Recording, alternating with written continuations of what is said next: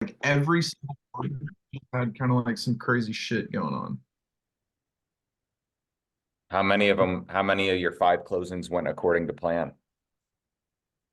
Two. That's not a good percentage. Yeah, two of them. And then yeah, so that the Hudleen one is supposed to close now today, but I had to take a huge hit on it. Um, and the buyer just is super annoying to work with. So that's been a pain in the butt. And then these two mobile homes are tied together. One of them isn't purged, which we didn't know initially. And so the buyer had issues getting funding. Um, and so he had to go do that. And now I have to get her to purge it. And like, how much does a distressed seller want to go purge their mobile home? Yeah. Like, not at all. You know what I mean? It's Hmm. like the last thing that they want to do. So I don't know, like I have a transaction coordinator now, but it was like each one of these deals was so complicated that I didn't have a good way of getting her to like take care of it. Well, we have a saying in our company, which is like 90% of our problems can be solved just by getting better at sales and getting properties at deeper discounts, right? So like that doesn't obviously account for title issues or sellers that get upset after your contract is signed, but weird stuff that happens, weird shit that pops up. If we have a better deal, it just gives us better, Yeah, more room. it gives you more Yeah. options and it's less of a headache. Because now I'm fighting Yeah. like tooth and nail to get these done, and it's like each deal is like 10K. It's like, what am I doing? And Yeah. then meanwhile, we locked up another deal last week. I sold it in like 20 minutes, $32,000 assignment. It was the easiest thing I've ever done. It's just like, and so, yeah, I'm just like, I'm trying to figure out, yeah, what's worth doing, what's not worth doing. You made a great point, right? Like the cash in the bank, like has a lot to do with the deals that you'll take on and how you feel about stuff. So, Ask me how I know. yeah, Dude, it's it's the chicken or the egg thing. But like as soon as your cash reserves get low, and this is one of my biggest regrets that I think I've told you before is that I bought too many rentals because I just underestimated um the power behind what having cash reserves would do for my decision making and like how I spend time and how the team spends their time. 100%. So, and like the negative effect that that has because um and people that might refer to this recording later, what we're talking about is like this premise of when your bank account gets low, you feel like you have to go higher in your offers than you normally would. And you're okay doing that like $5,000, $10,000 itty bitty deal, More right? niche deals, weird Yeah. markets, weird areas. You're like, yeah, maybe we can make this work. Yeah. Rural properties, like one-off properties, um, like divorce situations where there's also a probate and like 10 siblings involved. I mean, these are deals that take so much more effort on the back end to get across the finish line because you got to eliminate all these different roadblocks and obstacles along the way. Hmm. So absolutely agree. And I think some of that is inevitable. So nobody's perfect. Like even now, we've made a firm commitment that our average deal size as a company for a wholesale or novation average has to be 27,000 for this quarter. That was like our big goal. Now, it doesn't mean if a deal ends up being 15 that we'll cancel it, but it means when we're underwriting the deal to begin with, if it's in a rural property, like we just need to account, like let's try to make 40 because we're probably going to have less buyers, need to concede more items in the inspection report, whatever, and get down to 27. And like, let's just do ourselves a favor of always aiming towards the 27. And guess what? If we get a property under contract and we get a lower offer than expected, we are going back to the seller. If we're only getting a 15K assignment or a 15K novation, we're going back to the seller and we're saying, hey, look, this is something came up in the inspection report that we did with you. We didn't know about. Our buyers gave us this feedback that we weren't expecting. Otherwise, we would have talked about this and had the hard conversation up front. Hey, our end buyer, if it's a novation, is telling us this is all the feedback we've gotten. What can we do here as far as a price reduction to get this across the finish line? What we've noticed is with novations, we have exponentially more success with those price renegotiations because they've had their property listed already for 30, 60, 90 days. And they're just ready. Yeah. They don't want to go, but, and if you know too, like whenever you're selling a house or a flip, if you've had it on the market for 2 or 3 months, you're like, I don't care about $5,000, just whatever. Right. Just get it done. Oh my God. Oh, totally. Yeah. Yeah, 100%. Yeah, that's a great point. But that is really a mindset thing of like, it's very easy if at the end we're only making 15K to just accept the 15K and not even try the price renegotiation. Because the worst thing that they can say is no. Right? You never lose. Your only risk is that they say no. Every once in a while, you'll get a seller that'll completely blow up and then like not want to cooperate. But you can usually rein them back in if you just fall on the sword, right? Yeah. Like for wholesales, there's a reason why when we get a property under contract, every single one now we get an inspection report every single time.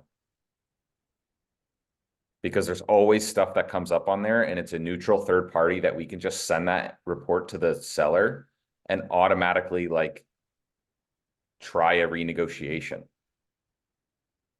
Yeah.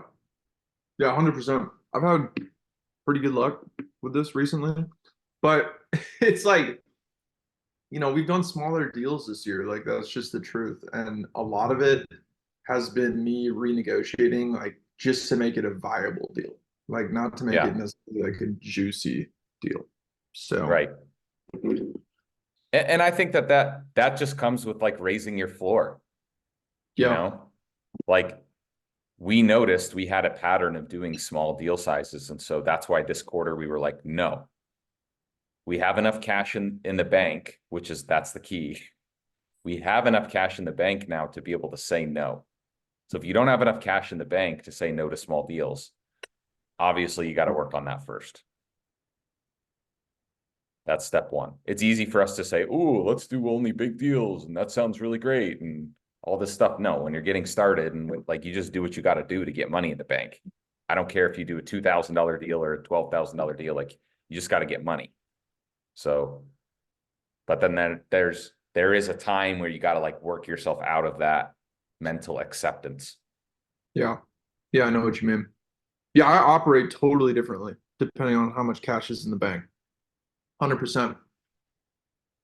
And I think I heard this thing over the weekend, or I read an article about whiteboard decisions. And it's like decisions that like pencil out on paper, but you're not taking into account like some reality factors, right? Like, yeah, oh yeah, like we have enough cash reserves to do this flip and it's no problem. And I even included buffer and whatever. But like there could be a dozen and one things that happen that mean you don't get that cash back on time. Like that's what happened with a big flip that I'm working on. So we have, like $250,000 like that should be coming back that just hasn't yet. And so it makes decisions for you on like what deals do you take on? Do you hire somebody, yes or no? And whatever else. Yeah. So I totally agree with you. I mean, that's one big goal to keep more cash reserves on hand going forward. Yeah, the big one too, this is the big killer, is marketing budget. When people don't have cash in the bank, it's very tempting to like cut back on your virtual assistant or cut back on your PPC or cut back on your texting or cold calling or whatever. And that's a death sentence or what you're doing is signing yourself up to lead generate again for a period of time. But the second that you cut it off, it's not like an on-off switch that you can just turn on again. It takes another 2, 3, 4 months for your pipeline to fill back up again. And so I've seen multiple people that cut off their marketing for a certain period of time, and then they turn it back on and they think that they're just going to start getting deals again. It's like, no, you're going to have to wait 2, 3, 4 months again before you can get deals. Yeah, 100%. 100%. Because think about how many sellers are coming through your pipeline that are ready to do a deal today. Very few. Yeah. Yeah, totally. So I think the other piece of that is like, this shit is hard. And if you're a solopreneur, and like the easiest example, like starting out, is if you're doing a rural property, if you get a rural type of property, or a property in a war zone or a less desirable area under contract, now you're signing yourself up for a lot more work to dispo that property. So now not only are you creating more work for yourself on the dispo side than a normal sale, but now you're also not able to spend that time on acquisitions getting more deals. And so it's a vicious cycle of like that you don't think about, because you're just a solopreneur. You're just like wearing so many hats. You're just like, I'm just bootstrapping. I'm just doing what I need to do to get a deal sold. Right. Totally. Yeah. Yeah, and yeah, opportunity cost is tough because like all you see is that you have a $5,000 deal in hand, right? So your brain is like, "Oh, 5,000 bucks. Great." But you don't see like missing out on maybe 50,000 bucks like for a deal that's way easier to convert on that you didn't get because of that. So, yeah, it's totally a mental exercise. Absolutely. Yeah. So what do you guys want to do today? You want to do open Q&A? I prepared a wholesaling 101 presentation that I was going to share with you guys. But I want to make sure you get the help that you need as well. What do you want to start with? Is it sales focused or what's the focus? Yeah, it's a little bit of mindset and a little bit of sales. I like sales. Kayla? I also I like sales. Mindset obviously is always helpful. Uh, so I think that would be good. I'm just All glad right. I'm here because I was just sitting in Google Meets. Is that still a thing? Is that the issue with the calendar? Yeah, yeah. I mean, it's not an issue if you really, really pay attention, but I clearly just clicked the first link that I saw. Makes sense. Let me Ryan likes check to if switch any. it up. Yeah. What was that, James? Ryan likes to switch it up just to kind of keep everyone on their toes. Yeah, yeah. I should have logged Um, in there and seen if was anybody else in there, or was it not even letting you in? it just wasn't letting me in. Got it. Why does it do that? I disabled the Google Meet Mm. link. I don't know. I think it's fixed for the future. Hey James, do you ever go to any of the networking events in San Diego or no? Because your market's not here, so that probably wouldn't even make sense. Right. Yeah, are you in San Diego? Mm-hmm. Oh, I didn't know that. I've hosted a couple of like happy hours Oh, and really? we're actually talking about doing one next week. Oh, okay. Well, because I know what is it? Beers and Deals is next week. I don't know what that is. It's a big one by Rich Summers, however you say his name. But it's a huge one at the, how do you say it? Sommelier or whatever it is. It's like a rooftop spot in Little Italy. But they do a huge one. Okay. And Is it mostly it's a bunch of real estate investors and real estate like people in the industry. That's cool. Yeah, I had no idea. Send me I don't know if you have my phone number. I'll put it in the chat. Send me a Okay. link. Yeah, I'll send you a link for it. Yeah, we got Ryan, you know John, like me and John and this guy Trent Katie. What about Billy? I don't know Billy, but maybe John would invite him. But yeah, we had like, I don't know, 10 people or something last time, and we just went to Del Mar. But yeah, we're Nice. talking next Thursday. Okay, cool. I'm trying to get into more networking and things like that just because it keeps the fire under me. Love it. Totally. Del Mar, that's the swanky investor club. Oh yeah, man. That's a cool spot. We go and talk about deals and throw money at horses and stuff. I love Del Mar. I lived in Solana for a little bit. But I love that area. Let's see. Cool. I'm there in September. We'll have to put together a little for 2 weeks. We'll have to put Oh, together a little meetup. 2 weeks. nice. 2 weeks. Wow, you're gonna be somewhere for longer than like a weekend. Look at you I go. know. It's wild. All right, let's get started here. Feel free to interject and ask questions. This is supposed to be interactive. So some of this stuff is over the basics, but it's really good to get back to fundamentals sometimes. And I am constantly reminded of this with any new team members or even existing team members. This morning, we did a sales training on using tonality in our questioning, like when we're on the phone with sellers.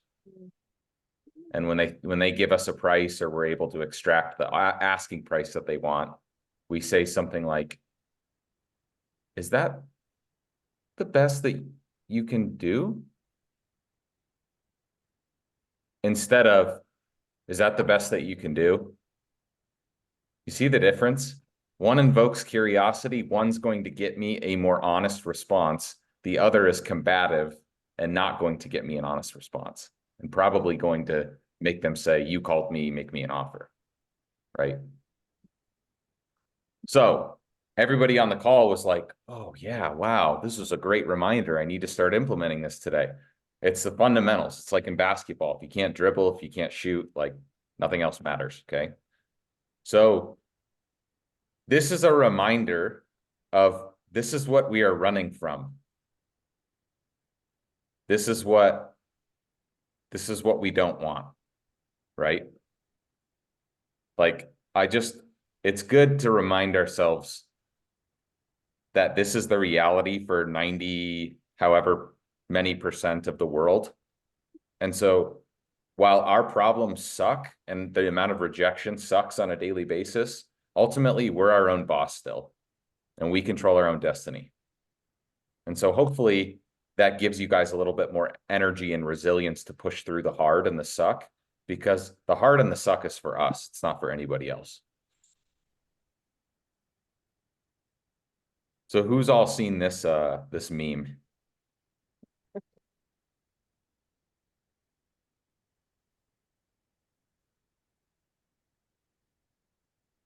Can you guys hear the audio?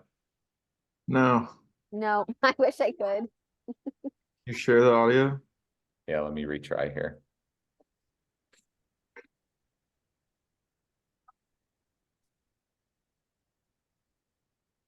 Oh, that wasn't it.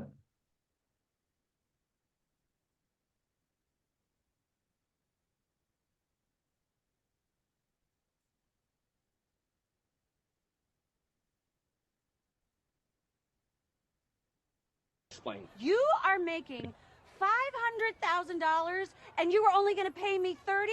You're getting 30 grand? I'm getting 1,000. You guys are getting paid?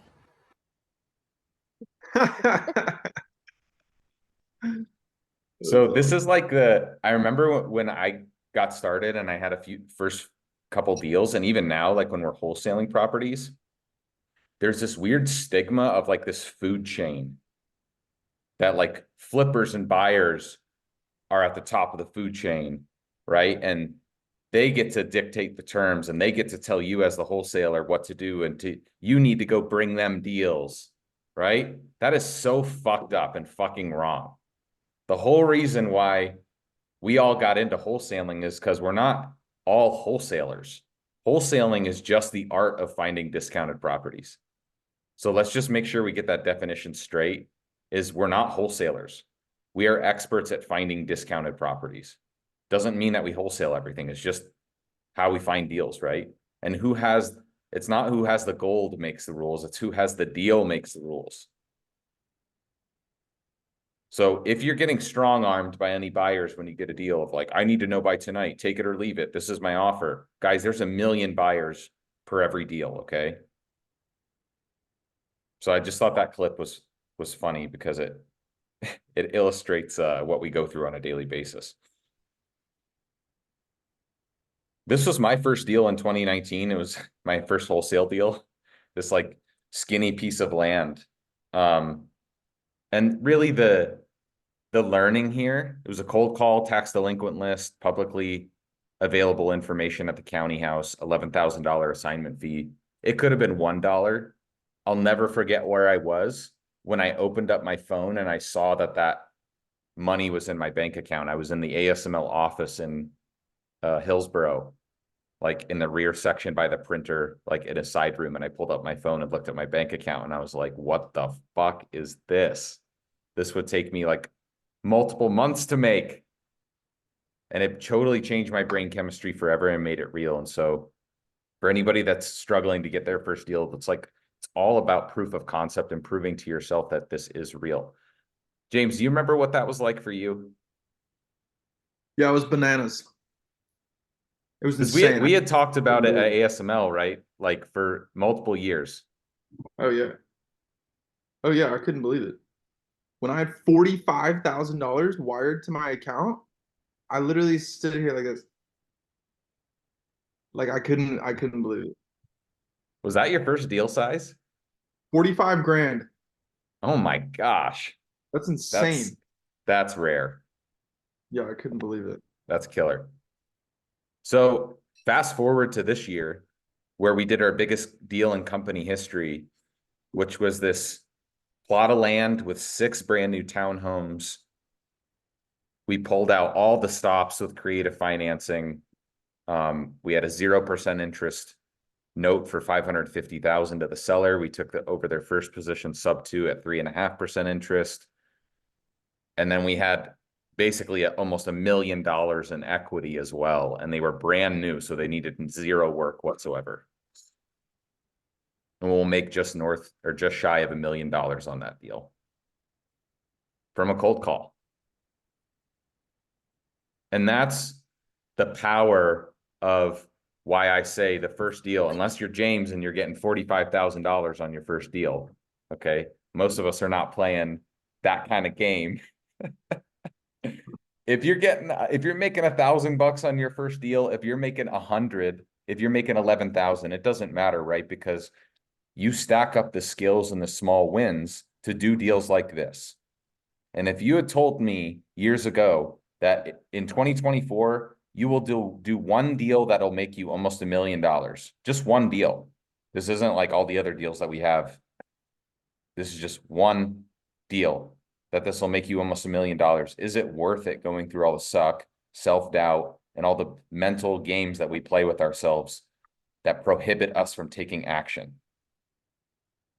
Like, this is where I go on a big rant, because for people that are like, I can't take action, I'm too scared to fail, I don't know why I'm not doing this or that. It's like, guys, this is the cost. This is the cost. Like when we're talking about one phone call can change your life, this is what I mean. This is real. And I know it's difficult when you've never done a deal or when you're starting out on your own to even, like, your mind can't go to this and be like, oh, easy for you to say, Ryan, because you've been doing this for a while and like, oh, almost $1 million. That's great. No, it's like I had to go through so much failure to get here, but this is just the start. This is one deal in 1 year.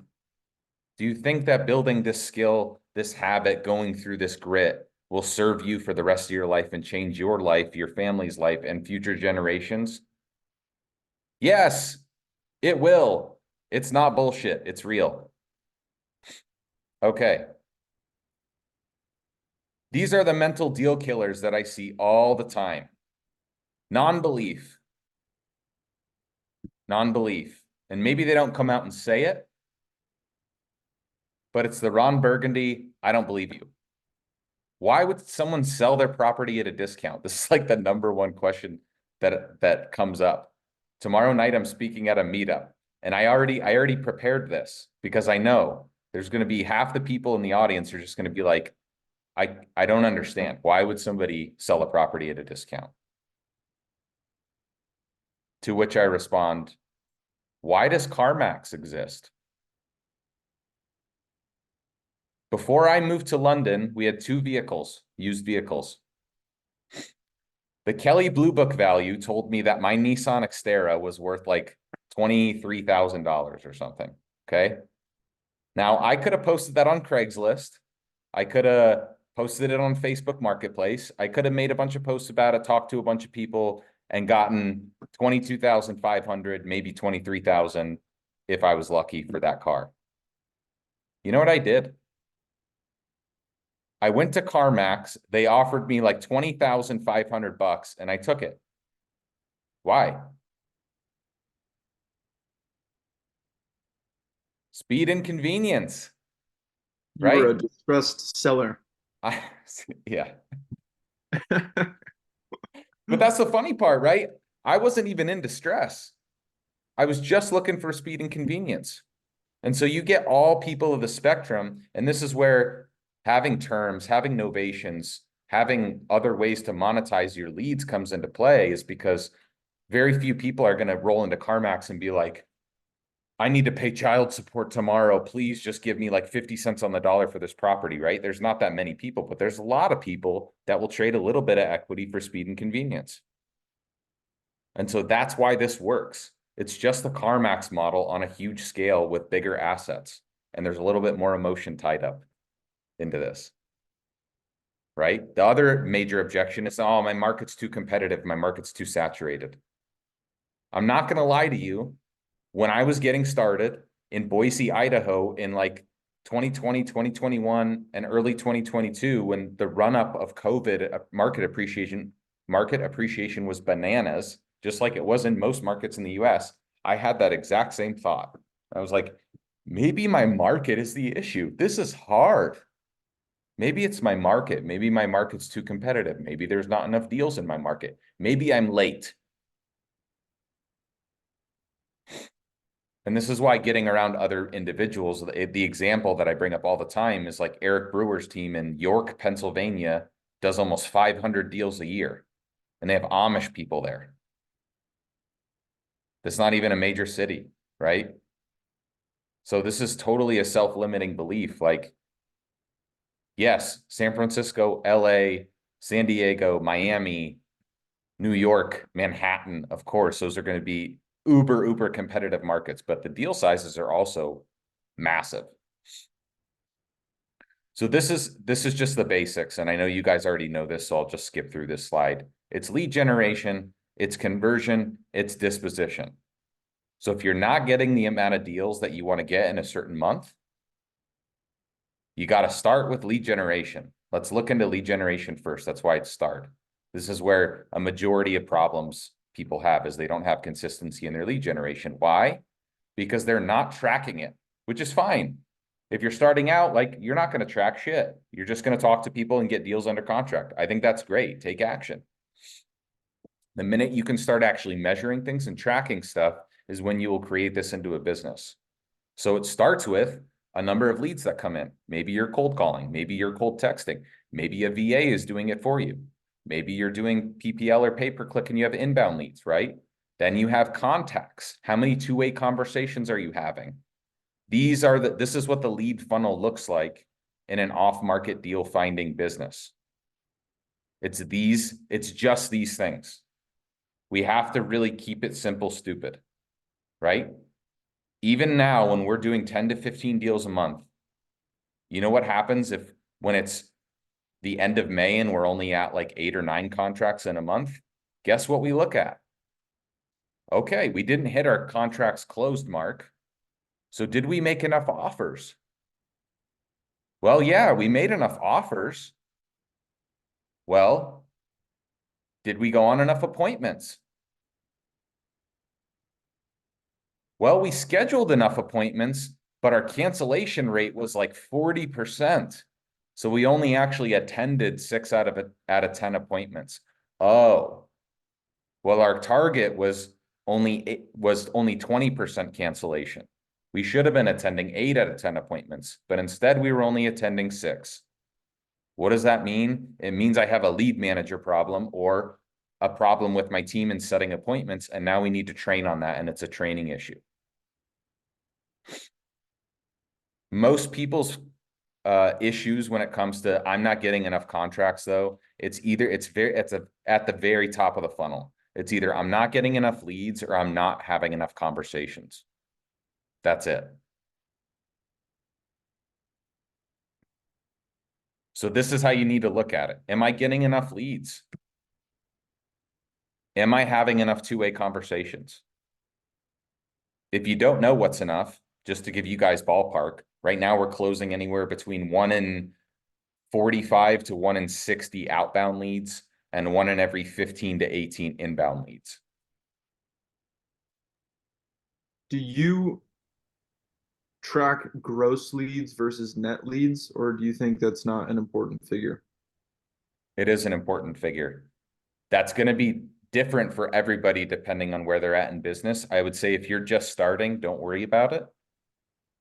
Now for us, the only reason a lead would come in and it would not also be a net lead. Well, let me take a step back. In James's definition, what he's talking about is 2 different categories for leads. A gross lead, which is just any lead that comes into the system, and then a net lead, which is this is a qualified lead. This has checked the boxes for what I consider a lead in my business. So for us, a gross lead is just anything that comes into the system. A net lead is this person is looking to sell a property that qualifies in our buy box.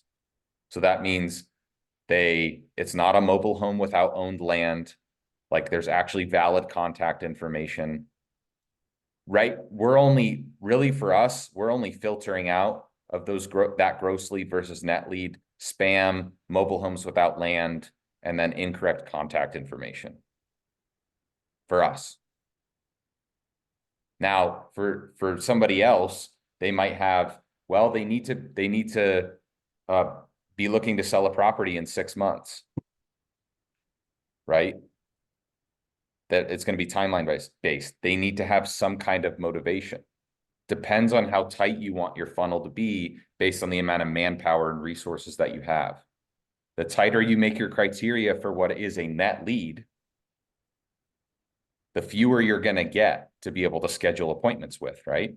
The looser you make it, then all of a sudden you're going to get a flood of leads, and it better be either you or someone on your team or a total team effort to call on everybody on a daily basis. What's a net lead for you, James? A net lead for me is somebody that has some type of motivation to sell off market, a somewhat definite timeline, and that the house is not in ARV condition. So I would challenge you on that. The wording that you use is imperative because your definition of what a somewhat definitive timeline is for James, because James has talked to 1,000 sellers and knows, is different from everybody else on your team. Yeah, and for so sure. This is like all boils back to keep it simple, stupid. We did the same exact thing. And the problem was, hey, this guy said that the property was vacant. Why didn't you schedule that appointment? Well, because he said he wanted 100K over Zillow price. Yeah. Dude, still schedule it. It's vacant. Yeah. Right? Yeah, there's But no he didn't price know. qualifying. Yeah. Right. And so we have to be very crystal clear. So I would encourage you, instead of somewhat definitive timeline, make it crystal clear. Like, is it 90 days? Is it within 90 days? Is it within 6 months? Don't worry about the rest, right? Like, we're just really trying to keep it simple, stupid. Totally. Same thing with their virtual assistants too, right? Even to a higher degree of like, it has to be very black and white what's a lead and not a lead. Yeah. Yeah, 100%. All right. Yeah, this just goes into like defining really what a lead is for you. If you are not getting to your leads on a daily basis and they're not getting contacted within 48 hours of coming into your database, you need to tighten up your lead criteria because you don't have the bandwidth to service the amount of leads that you're currently getting. That's a big, big indication. So this was our lead chart. I know it's really small and you can barely see it. We were generating anywhere between 110 to 150 leads a week. That high purple line and blue line being our outbound channels, texting and cold calling respectively. And what we noticed is only like 6 out of every 10 outbound leads that were coming into our system were actually getting a contact attempt within the first 48 hours, meaning like only 6 out of 10 leads were even having somebody attempt to call them, which is bad. It means 4 out of 10 people were like not even contacting urgently. So for us, that was an indication of, whoa, we are generating way too many leads. We need to tighten up our lead criteria temporarily until we can get more lead managers hired and get this under control, or else we're just going to clog up the system with too many leads. Now, that sounds like a good problem to have on the surface, but when your acquisitions person or you is looking at your database and you have 100 people to call today, how are you going to know the 10 with the highest motivation that are most likely to result in a contract? You're going to skim the notes for the best price, probably. Right. If you even have the bandwidth, you're not even going to be able to click through 100 of them in a day. Right. Right.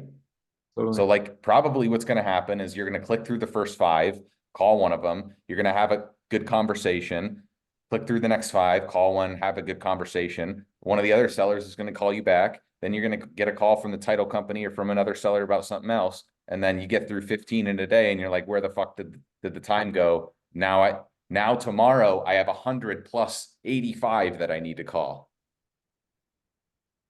It's a great way to burn out your sales team and yourself and make you feel really discouraged. Yeah. How many leads do you think one acquisition manager can handle in a day? So yeah, just as a real general rule of thumb, we don't have our rough gauge is 50 active leads assigned per salesperson. Okay. Now Yeah. you, James, you can probably handle 100 to 150 because you've had thousands of conversations. You know exactly like where you need to spend your time. Mm. But for somebody that's less experienced or whatever, that gets easily distracted, maybe they have some creative avoidance, right? Keep it simple, stupid. So like 50 is usually our gauge when we have our pipeline reviews and we can see how many leads are assigned to each person and we see that it's climbing to 60, 70, 80. We're like, uh-oh, we got to do something here. We either got to assign the leads to somebody else or we got to turn down our lead gen a little bit. Yeah. And that's tough because the problem is in the first 6 months, you're generating all these leads and it might be manageable for you because you only got 1 to 2 coming in a day, right? But then as you do this for years, not only do you have those 1 to 2 coming in every single day, but then you got that seller from a year ago that's finally ready to sell that you've been talking to 20 times, plus 100 more like it. And it becomes a huge challenge. We want, as entrepreneurs, every lead to be a deal, and your salesperson, people will want that too. Or you'll get the people that are just uber lazy and they're like, nah, I only want to call on the people that are most motivated. So like, how do we strike that right balance? We have to provide that structure and guidance for them on, hey, this is what we need to do right now. this is where we need to pivot and where we need to adjust. We've pivoted and changed things multiple times depending on, we had a salesperson lead, our lead gen's too low, our lead gen's too high. Like, you don't need to be bound to anything in your process. Change is good.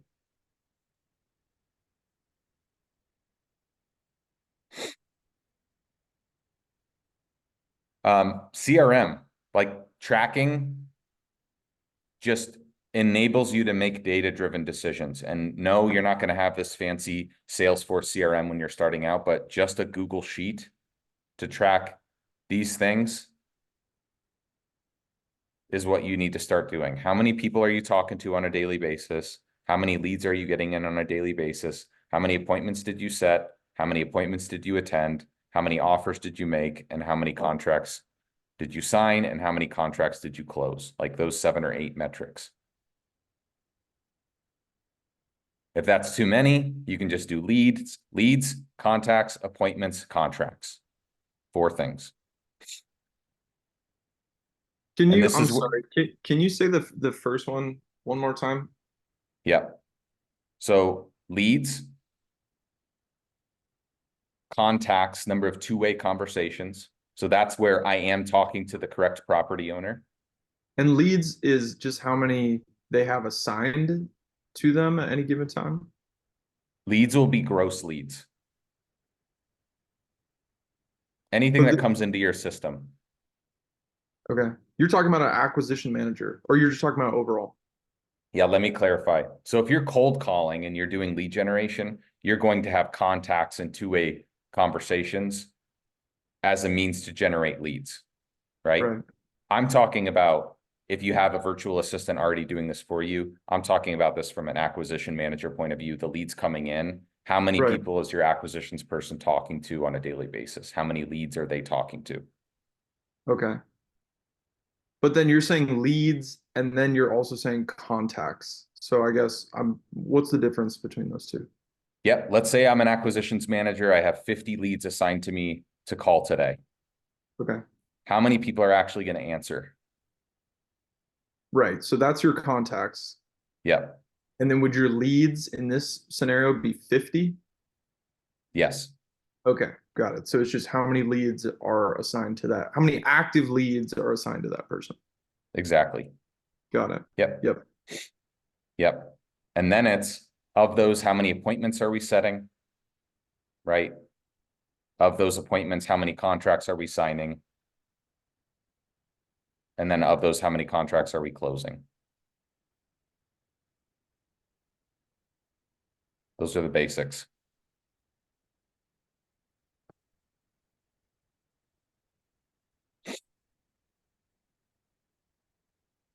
Usually the biggest hurdle for people lies in the lead bucket and in the contacts number of two-way conversations bucket. Those are activity-based metrics. That's just effort. It's either got to be you or got to be somebody else on your team doing it. Once you get that taken care of, the next biggest one is obviously appointments. For us, I can already tell you, like, when we're going to have a down month, it's just because we're not setting enough appointments.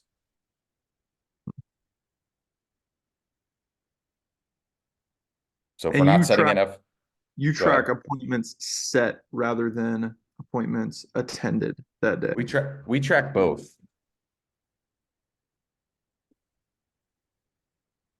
Okay. So I'll give you, so James, since you're a little bit more advanced, gross lead, net lead, dials, contacts, call time, that's talk time, appointments set, appointments attended, offers made, contracts signed, contracts closed.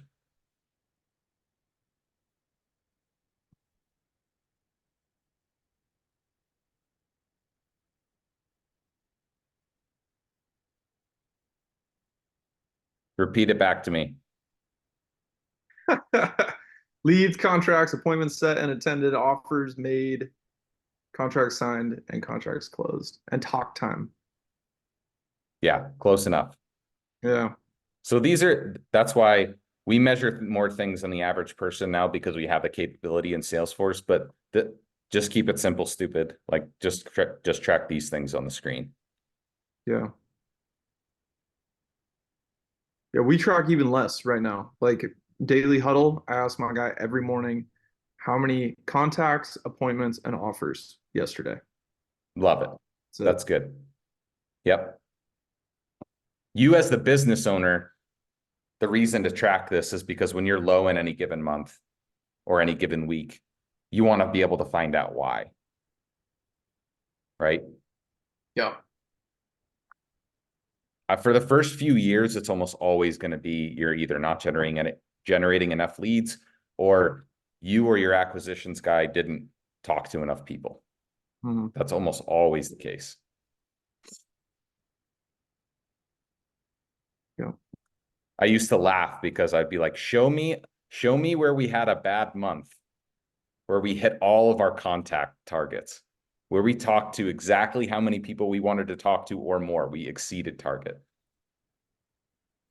Yeah, it never happened. So No. And are you saying typically 1 out of 45 outbound, you mean people that have shown that they're interested, not just people that, okay, I just wanted to make sure that that's what I was gathering. I mean, it'd be really cool if it was just anybody that we pulled.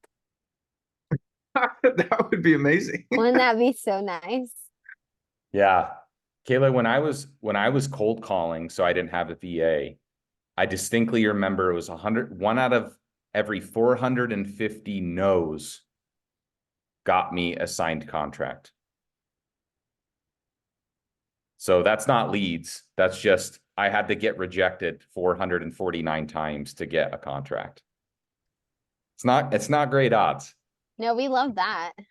Well, yeah, and your contact rate's probably 10%. So you probably make 5,000 phone calls, something like that, before you get a deal.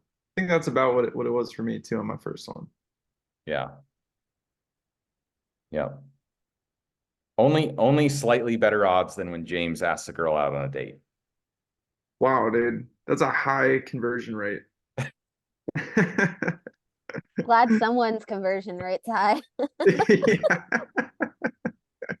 So these are the high level things, like the good and the bad about inbound and outbound. You guys already know most of this, right? Inbound saves you time.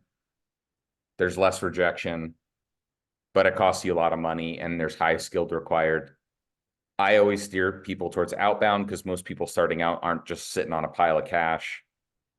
There's no to low cost or barrier to entry, but it does money wise, but it does cost you your time. It does take a lot more resiliency to build up those calluses of facing rejection on a daily basis. And these are all the examples of lead sources that people use. They all work. It's just about being consistent. Do you guys care about us going over lists again? I feel like everybody here has that in the bag.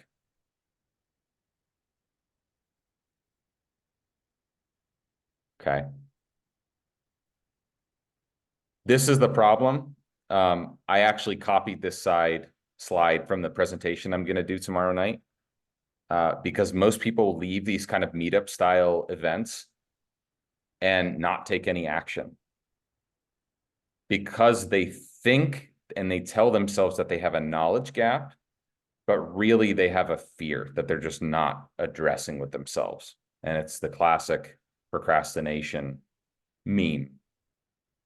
So why is that?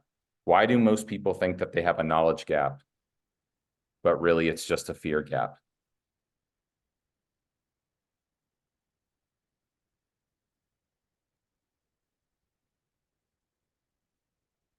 Because it's easier to learn things. I can read all day. Well, I think it's more comfortable to learn things. It's Yeah, safer. absolutely. Yeah. You know what the irony is, though, is how much more we learn by doing.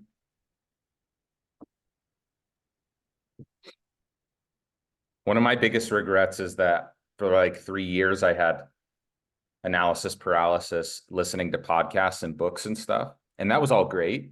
It did give me a foundation. But if I just would have went and did it, I would have saved like 2 out of 3 of those years probably, just because you learn way more by doing.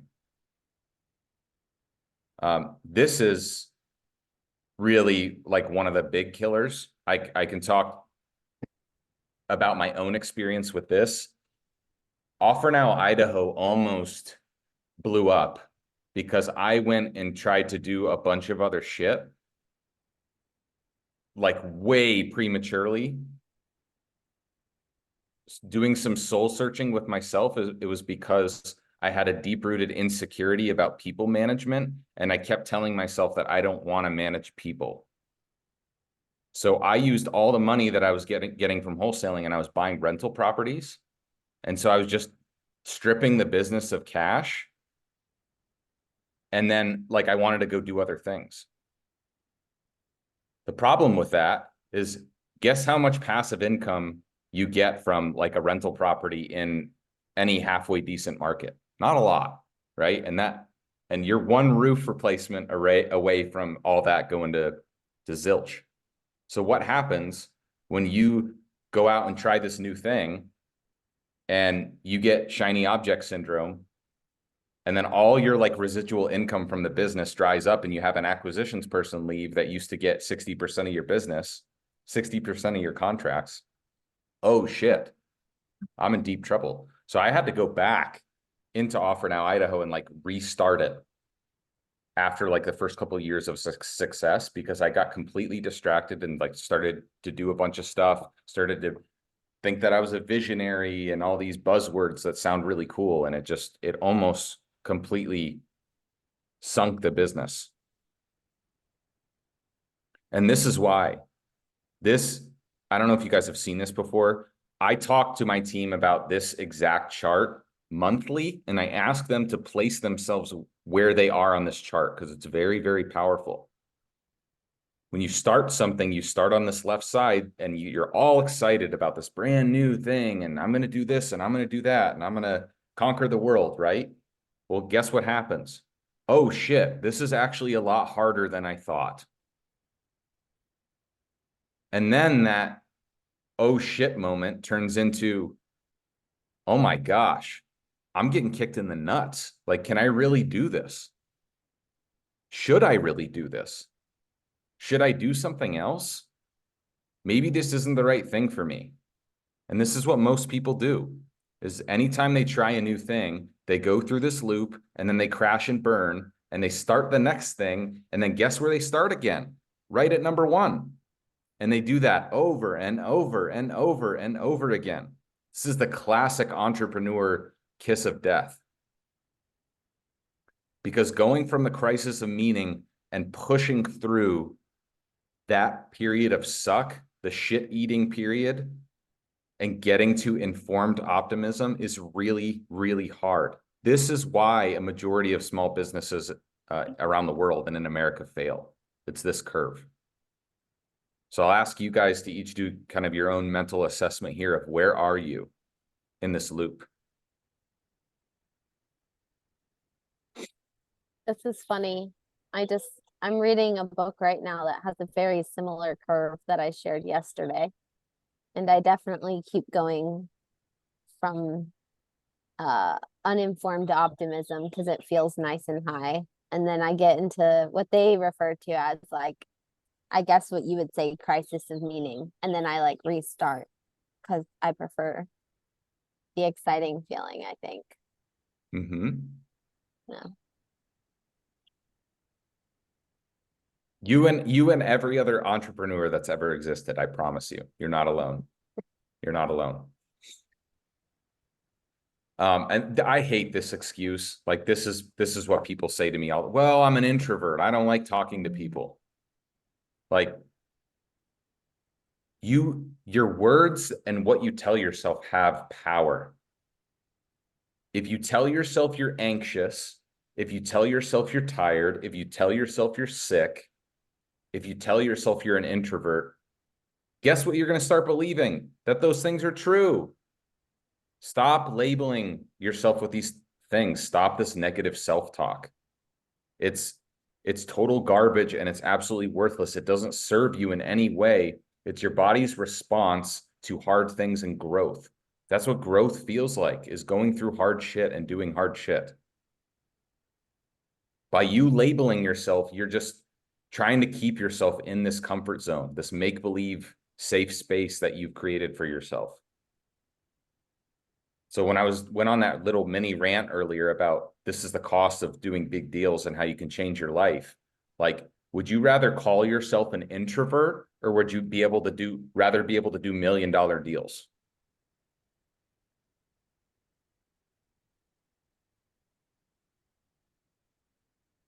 Now that all sounds great, but like the how behind actually doing this is just what I talked about before. When I was cold calling, it was 450 no's to get a yes.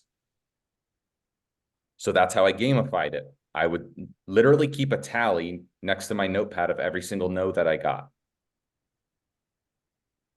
I would write yellow letters while I was cold calling to distract myself from the monotony of cold calling. I would fold laundry while I was cold calling. I would cook while I was doing my lead follow-up and talking to sellers. All of these things gamify it for me and remove that friction from me and make it easier for me to do the work. There's one guy that used to work for Brent Daniels. He does his own thing now. His name is Luke, and his biggest thing is he used to play Madden while cold calling. He still does. He plays video games while he cold calls. And he can do it for he can cold call for like 5 hours a day just because he's playing Madden.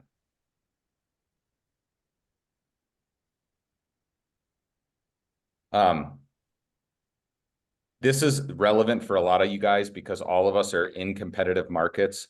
This is specific to Idaho and the run-up that we had from 2017 to 2022 in market appreciation, like before interest rates changed. And then this is like what happened in the Boise market where all hell was breaking loose and 70% of listings had a price reduction. And like everybody thought the sky was falling and the market was crashing. But when you zoom out and you look at like the macro level picture of housing inventory and where we're headed, this is why the question of my market's too saturated, all the opportunity's gone, the prices are too high, this is crazy, is such bullshit. Do you guys, like, nobody can actually depict where this mass flood of inventory is going to come in. We're at almost record low inventory still after interest rates have doubled in such a short period of time. It's never happened before in history, that rate of change. And yet we're still at almost record low inventory. What do you guys think is going to happen when even a tiny bit of reduction in rates come into play? Prices are going to skyrocket. Prices are going to skyrocket. And so it's not too late. It's not too late at all. We're in the very early stages of a real estate boom. Still, I know that sounds insane, but we're still, if you look at the fundamentals of how many people are looking to buy homes versus housing supply and how underbuilt we are, this has a lot of room to run. Also, on a macro level, the United States is one of the only countries in the world that still is birthing children faster than they are dying. What does that mean? It means our population is increasing. It means we need more homes. This isn't like Europe and Japan and China now that is really regretting this one-child policy where they're going to see decline in the next 30 to 50 years of their population.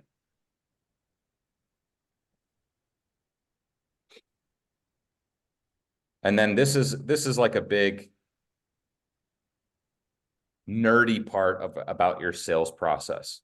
And I think this is a never ending. This is never like, oh, I got an A player acquisitions person, I'm set. This is something that we're working at every freaking day. Like this is what a sales manager or you or me in a small organization does for the sales team, is the sales process. We hammer the crap out of this every single day. We train on different things. How do you do a third person price anchor? What even is a third person price anchor? Let's role play it. Like it never stops. So if you're just starting, I wouldn't even worry about terms or novations. Just master the art of a third person price anchor. Hey, it looks like other buyers or other investors are buying properties like yours in the 200 to 210 range at auction. And then shut up. That's a third person price anchor. You're not making them an offer. You're telling them what other buyers are paying for properties like that, and then just shut up. We're trying to get a response from them on how they handle that. This is in the appointment, not on the phone call. And then you just go right into cash. If there were no realtor fees or commissions, it was a total as-is sale, we paid all the closing costs, what would be the best price that you would do? What would be the lowest price that you could give me? Is that the best you can do? Just that last 30 seconds of what I said will make you an absolute killer. Just that, if you become really, really good at just those things. So you have to be very clear with your sales team about what is your sales process. When we brought on people in the past and we said, hey, if cash doesn't work, then do a sub-2 or a seller finance. And if that doesn't work, then do an ovation. Guess what they did? They did no deals. Because they were all confused in their head about what do I need to do? Where do I need it? And they weren't focusing on the pain of the seller, right? So just focus on cash to begin.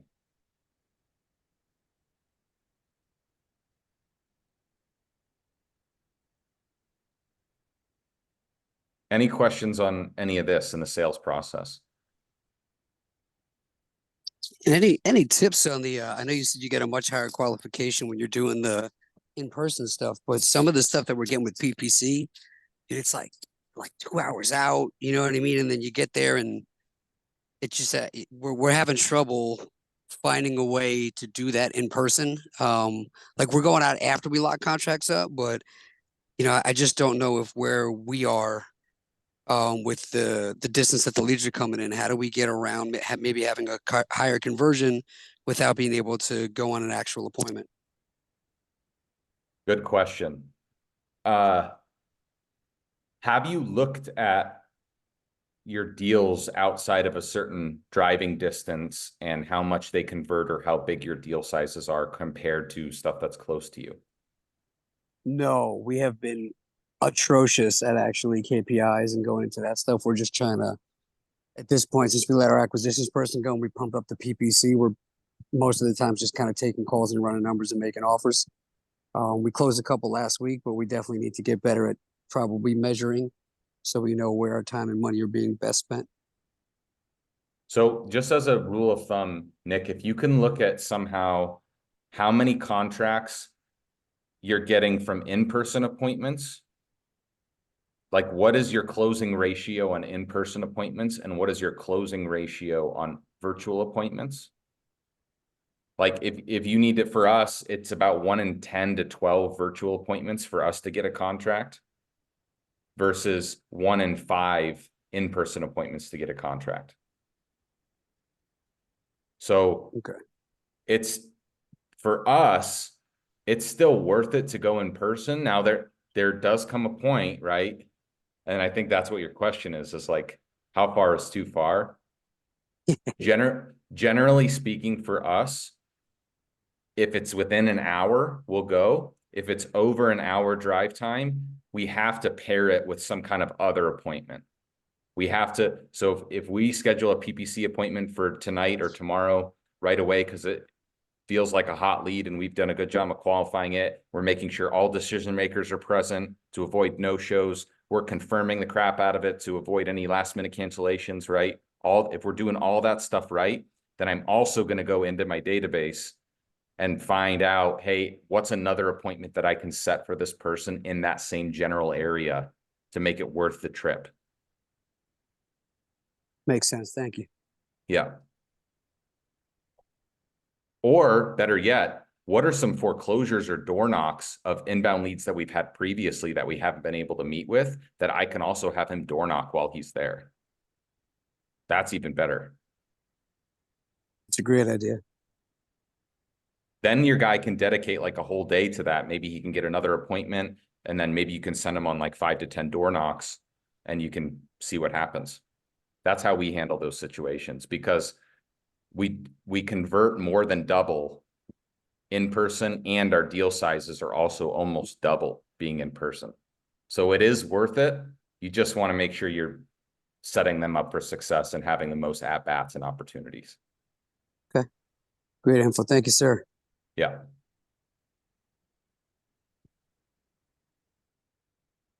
Now, if you can't get another appointment in that general area, I would say use your best judgment, right?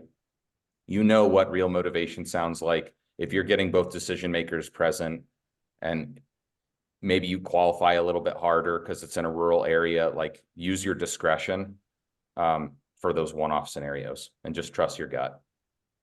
Yeah, we've been trying to mostly like when somebody's like, "Hey, we're here to come see it."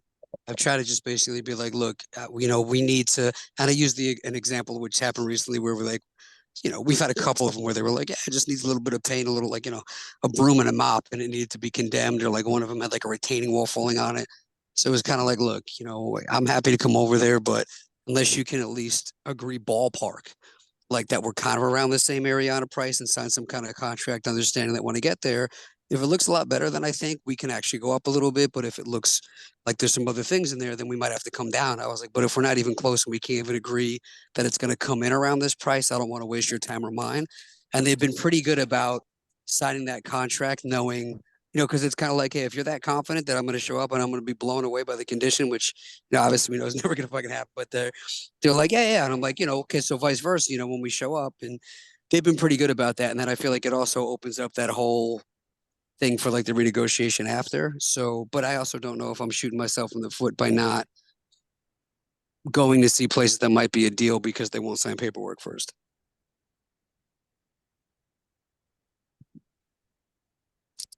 Yeah, good question. There's a lot of different ways that you could approach that. Are there other appointments you could go on instead to fill that gap? Because if the answer is no, our highest dollar per hour activity is going to be meeting with sellers face to face, even if it means it's 2 hours in either direction on that. But if you're saying, I already have more appointments than I have people on the team or bandwidth for us to go on appointments, like what you're trading is you're trading an in-person appointment that's a highly likelihood that could result in a contract versus like them calling on the database for 3 or 4 hours, right? Like meeting with sellers is always going to produce more income. That makes a lot of sense. Yeah. Thanks, man. Yeah, of course. This question too is like where a lot of people starting out they don't want to ask this question, why they wouldn't just list it with the realtor, because they think that the seller is going to be like, listing with the realtor? I've never thought of that. People sell houses. Oh my gosh, I'm going to go talk to my neighbor who's a realtor and thank you so much for giving me that idea. Goodbye. That never happens. I love that question, by the way. That is such a disarming question. The seller is not expecting you to say that. And when you say that, totally disarms them. It takes all the sales pressure out of the conversation. And now we're just being totally honest.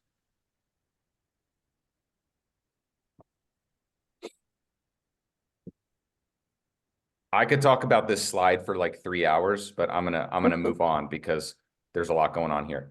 So this level 3, I think I've shown you guys this chart before, but this level 3 is where most people get stuck, isn't the wrong word, but there's the highest friction into moving to level 4.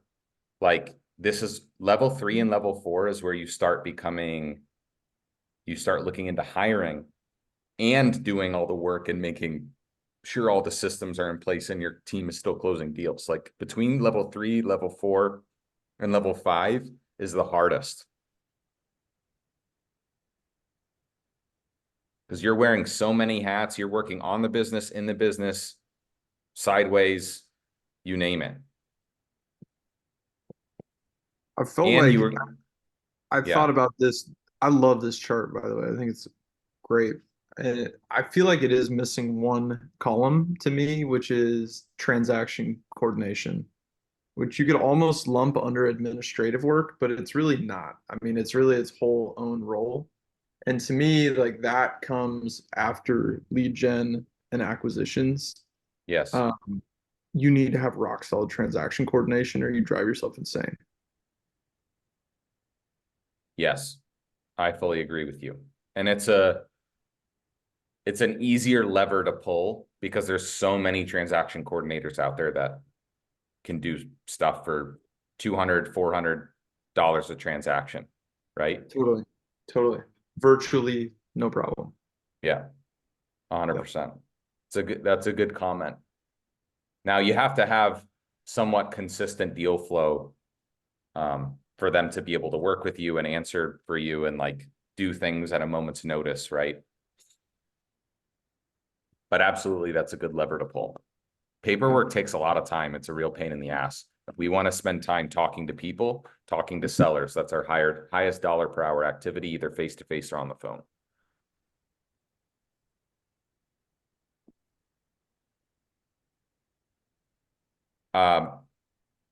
This is a little flashback to my what I call the Rocky cut scene.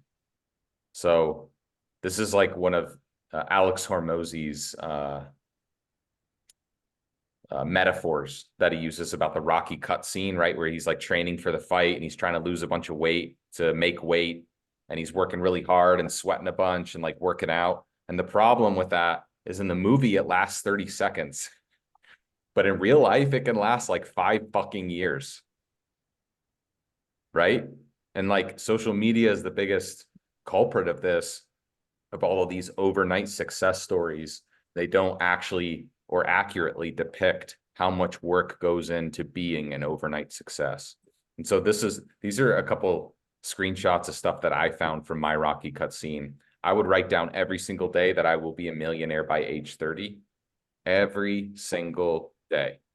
I would write yellow letters on long flights to places over and over and over again. People thought I was insane. And I would cold call on lunch hours, nights and weekends when I was working as an engineer. And I love looking back at this because it's like, when you're starting, there's all these thoughts of self-doubt that you tell yourself and you question if you can really do it or not. And then when you start actually putting in the work and failing your way through it, you believe in yourself more and more and more and more and more, and you gain more and more and more confidence. And then you're like, yes, I can do this. I'm putting in the work. I know it's only a matter of time before I get whatever it is my goals are for this, before I do big things. Because you're doing the work. It's your body of work. It's your stack of undeniable proof that you're doing what you say you want. It's not oh, I'm going to go work out early tomorrow morning, and then you just sleep in.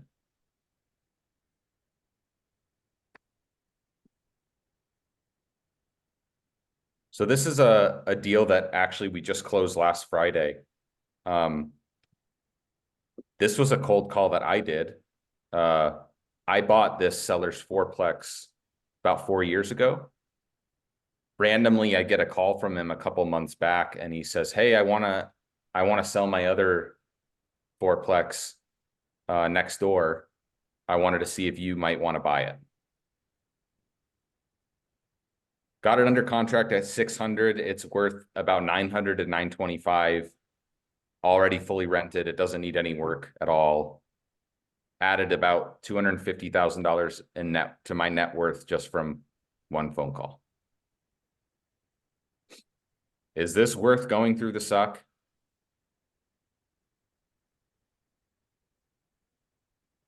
One of our cooler creative finance deals that we've done. A sub-2 with a second position seller note, 0% interest. This note, I'm paying this guy $100 a month for 202 years. 202 years. We're going to be on Mars by then. We're going to be on Mars by then. This property will not exist in 202 years. Okay. But that's how long my note is. Why? Because terms, I know I can't even keep a straight face. Because terms is the lever that we can pull when somebody's set on a price. and our cash number doesn't work. I can pay any price in the world as long as the term's worth. And this guy did not care how long it took him to get his money. He just wanted his price. That is wild. That is fucking insane. Now, this is the only one we've ever done that's over 100 years. But the reason that I give this example is because most people, when they're negotiating terms deals, they have this like they're stuck in their head about 30-year terms, 15-year terms, 10-year balloons, 5-year balloons, because that's like their internal bias is telling them that that's what the seller is going to want. And that's what conventional lenders do. Oh, 30-year terms, 15-year terms. Like sellers that ask for 20% down. Why are they asking for 20% down? Just because that's what banks ask for. There's no freaking reason. They don't know. But this is like the power of creative finances when you have no perception. Like if I had never even known what a loan was, and I was just talking to this guy and I said, I'll just make you $100 a month payment for your position and until it's paid in full. Do we have a deal? Yes.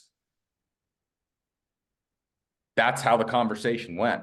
I didn't get out a calculator and been like, well, it's gonna $100 a month at this many, this many payments, that much equity. It's gonna take you 202 years to get paid back. Are you okay with that, sir? No, I didn't say that.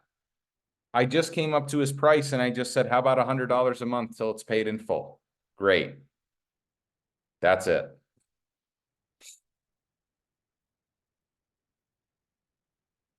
Also at 0% interest. So this stuff is powerful, guys. Like this is why I just get so juiced and I go on these rants because I'm like, man, are you really going to let fear keep you from having the coolest deal finding skills that completely change your life and give you all the time freedom you want, all the impact you want? It's just about doing a little bit of hard work and getting uncomfortable. That's it. That's it.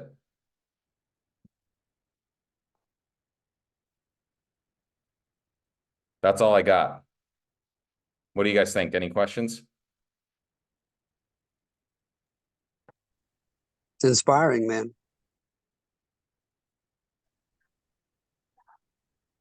Totally is. Yeah, I think a lot of people don't realize, what it takes to get your foot in the door. And there's no like build up. It's not like you earn $100, $100, $100, 100. Like you earn nothing, and then you earn 45 grand or whatever it is. So that's definitely a big hump to get over. And then I think you said like the second hump to get over is hiring like an acquisitions person, like hiring a real person who's like in your market face to face that wants like a real American salary. I think that's a big hurdle. Um, what's the next big hurdle in your opinion? Hiring. Because guess what? You're always one person getting fired away from being right back in the seat that you were just in. Right.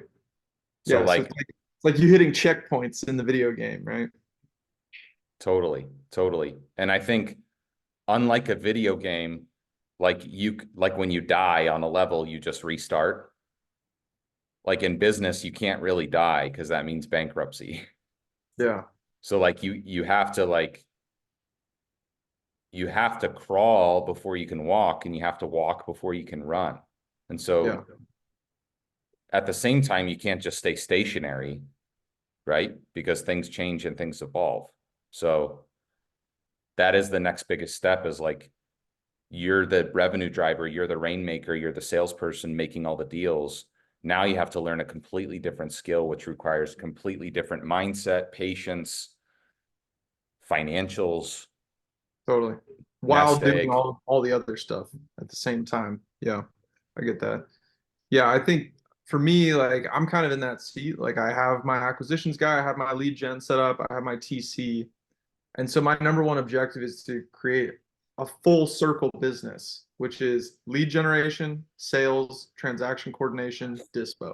Like that is a team that can do everything without you in it. And then you get to tweak things, hire those roles, expand, scale, all that stuff. Um, but yeah, getting to that step is tricky because you're playing with like how much sales firepower do I need? How many leads do I need coming in? Am I ready to hire a dispo person yet? It's like you're juggling all those different things. Um, and that's challenging to know when to go to the next step. Yeah, and I think I wish somebody had told me,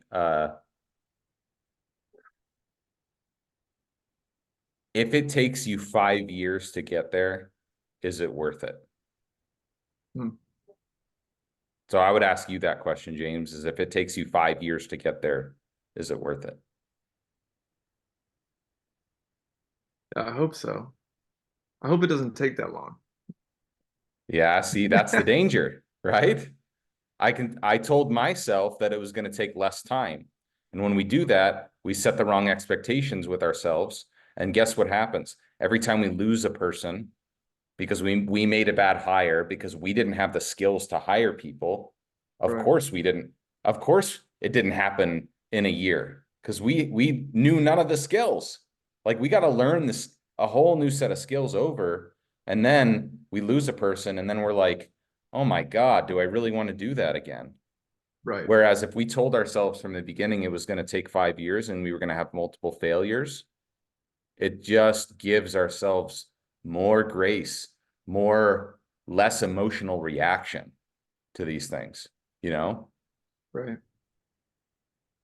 Yep. Yeah, I know what you mean. Because then it becomes like each of these little setbacks, it doesn't feel like a death blow. It's just what's supposed to happen. And then Right. if you do it within 3 years, great. You finished earlier. Yeah. Yeah, expand your time horizon for these things. Yeah. Yeah, it feels like sometimes like you're trying to just race through the steps and get to the end. And it's just the classic, like it's not a sprint, it's a marathon type of thing. So it's like, how do you keep your life work balance while you're doing this and like not drive yourself insane, but also scale it like the proper rate? And yeah, it can be challenging sometimes to juggle that. Yeah. And I think too, if you're like truly committed to building a business that runs without you, there is no such thing as balance for a set period in your life, right? Like there's seasons of your life. Right. And I think that's a little bit of the lie that we tell ourselves is like, well, I need to do this and also have balance. And it's like, well, you can't have both. Mm. Like the truth of the matter is when you spend, this is like the same conversations we have with our team is like, if you're ahead of your targets or meeting your targets of where you want to be and the amount of money that you want to make, great. Go take time off or go make more calls and exceed your targets. It's your choice. If you're not, and your family wants to spend time with you on the weekends, uh-oh. Now what? You're either going to go spend time with your family and not hit your targets, or you're going to have to grind and hit your targets and not spend time with your family. That's life. A lot of difficult conversations with your spouses about that too. Trust me. Trust me. Like that's the hard shit, you know? That's the stuff that nobody really talks about, the really real stuff. Yeah.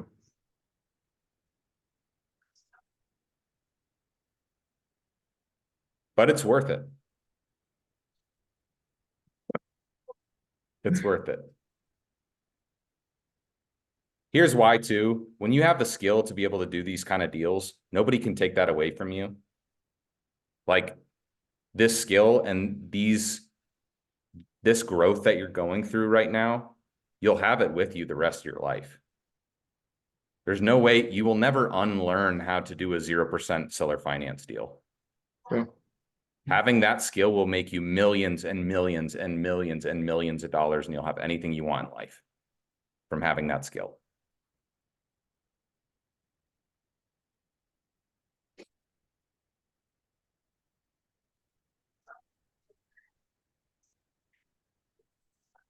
So that does it for today. I hope that was inspirational and also set the right expectations. If you guys have any questions, we're not gonna have a session next week. I'll be at a mastermind, but text me or shoot me any questions that you guys have from this after it sets in a little bit. Thanks, Ryan. Thanks, man. I was gonna go Yeah, get dude. my nails done, but I'm gonna go make my calls now. So All Nice. right, now we're talking. Yeah, you can paint your nails while you're making calls. no, That's I'm not. gamifying. I'm not painting my own nails. Thanks. All right, guys, All have a right, good one. thanks, guys. Yeah. Bye. Take it easy, Bye. everybody. Bye.